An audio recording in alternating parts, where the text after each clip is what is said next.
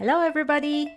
My name is MJ the Tutor, and you are listening to another episode of Accounting Makes Sense, an MJ the Tutor podcast.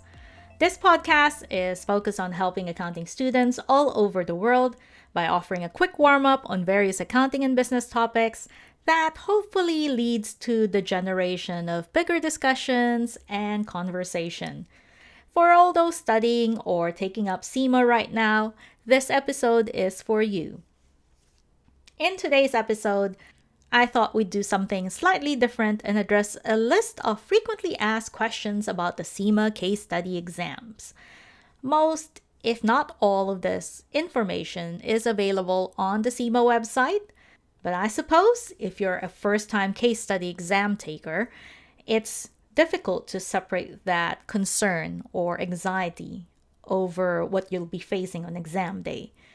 Sometimes you may just need that reassuring and supporting voice to help you with your burning questions. So here goes. Let's do our FAQs about the CIMA case study exams. And let me just grab somebody to help me with the countdown. Number 1. On a case study exam, a student faces off with 3 or 4 questions at exam day. Each question is between 30 to 60 minutes long. What happens when the student finishes answering the first question but still have a few minutes left before the 60 minutes is up? Can the student save these few minutes and add them on to the second question? The answer to that is no. Each question is exactly the length that it is stated. As you enter the exam platform, there will be a list in the front of the exam to tell you the number of questions you'll be facing, be it 3 or 4, and the time associated with each one. If a question states that it is 45 minutes long, then that question is 45 minutes long. So let's say we have question 1 and question 2, both at 45 minutes. If you saved a few minutes because you've addressed the requirements faster or you've typed faster and you think your answer is done, maybe you finish question 1 with 10 minutes to go. This 10 minutes does not get added up to question number 2. Question 2 will still be 45 minutes. Number 2. So, a follow-up on the time per question. How strictly should a student be following the time limit given by CIMA per question? So, the answer to that is very strictly. If the question is worth 45 minutes, the platform is actually set up so that it will close you off from that current question if you do not finish by the allotted time. There is a timer at the exams, and that timer alerts the student if you only have 5 minutes and 2 minutes to go before the time is up. So once time is up, you are closed off from that current question and you are transferred on to the next question, in which case the timer resets and starts counting down again. Number 3. On a case study exam, there are sometimes multiple requirements to be addressed. So let's say we have 2 requirements per question, which is the norm. Should a student be doing well on all the requirements? Meaning, is it still possible to pass if a student encounters one bad requirement? For the first question, with regards to doing well on all requirements, that is the simplest rule to follow. A student should always answer all the questions in order to gain the best possible mark for the exams. Having said that, to address the second question, which is for any reason you encounter one bad section or requirement and you're unfamiliar with the topic and that kind of thing, don't panic. One bad section will not fail you the whole exam.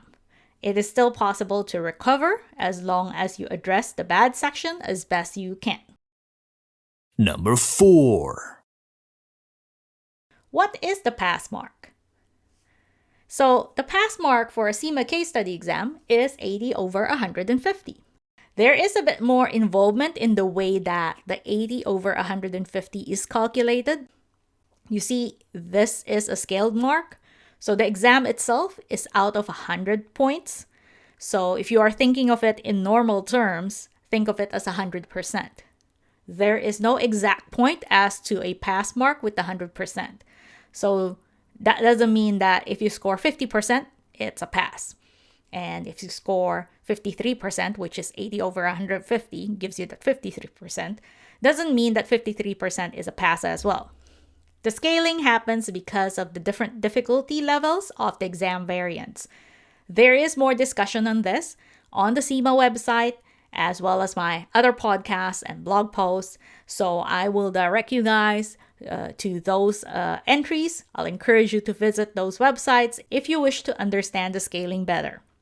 But the pass mark is 80 over 150, and your results will be presented in that way. So if you get 90, that means it is 90 over 150, and so on. Number 5. Going back to the multiple requirements in a question, normally there are 2 requirements in a question.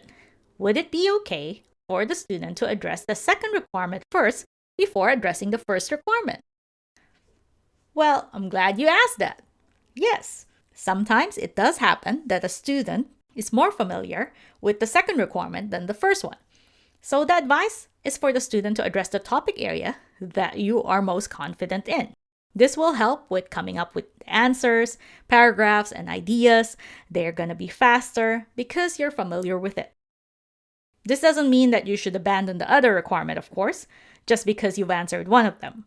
The strategy is still to address all requirements as best you can. Number 6.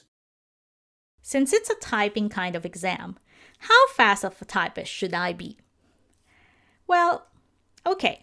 So CIMA suggests that a student should at least be able to type 20 words per minute. I do have a blog post about being Speedy Gonzalez. I'll link it up in the show notes. But the general rule is that if you can type 20 words per minute, then you can take the exam. Of course, it goes without saying that if you can be faster, then it is probably better. Number 7. Because of being fast, spelling mistakes can occur. How big of an issue is it to use the right spelling and grammar for exams? So I always say that CIMA case study exam is not an English test. It is written in English, but a lot of the exam takers are bilingual and speak multiple languages. Some students don't even have English as their first language. So this is really not a big problem. If it occurs at the exams, so be it. You don't have to correct every single spelling mistake that you make. However, this does not mean that you can get away with typing gibberish. The only rule I'd probably point out with regards to spelling is that while it occurs and it's normal, your sentence or message should still make sense, even if you've misspelled a word here or there. Number 8. Can we bring a calculator at the exam? The answer is yes. CIMA has published a list of calculators that you are able to bring with you at the exams. Just to point out as well that the case study exam is not a mathematical exam. You may have to do some simple calculations, but nothing overly complicated. The case study is first and foremost a report writing exam highlighting skills in strategy and logical thinking. Number 9. Should I bring the pre-seen material to the exams? If not, is there a way to access the material on the day? So the answer to the first question is that it's a no. You do not bring the pre-seen material to the exam. The pre-seen material will be available on the platform. It's going to be a button which opens up a separate window on your screen. The button is available once you've entered the exams online. So if you need to refer back to any information on the pre-seen, the material is available. Having said this, I usually advise students that the pre-seen should be read prior to getting to the exams. If you've been doing practice questions and all that, you should be familiar with the pre-seen by the time you hit the day of the exams. The only time you should be referring to the pre-seen during the exams is when you want to include a very particular information on your answer, something like a specific name or terminology. But generally, this is very rare. Number 10. How do I book for the exams? So this can be done online using your MyCIMA account. There is more information about this on the CIMA website, so I'll just link it up on the show notes. If you are planning on booking an exam, please do remember the important dates. There are exam windows of when you can start booking for the session and when those windows close for exam booking. Just be sure to remember so that you don't get closed out if you are planning to do it. And that is it. This was quite enjoyable.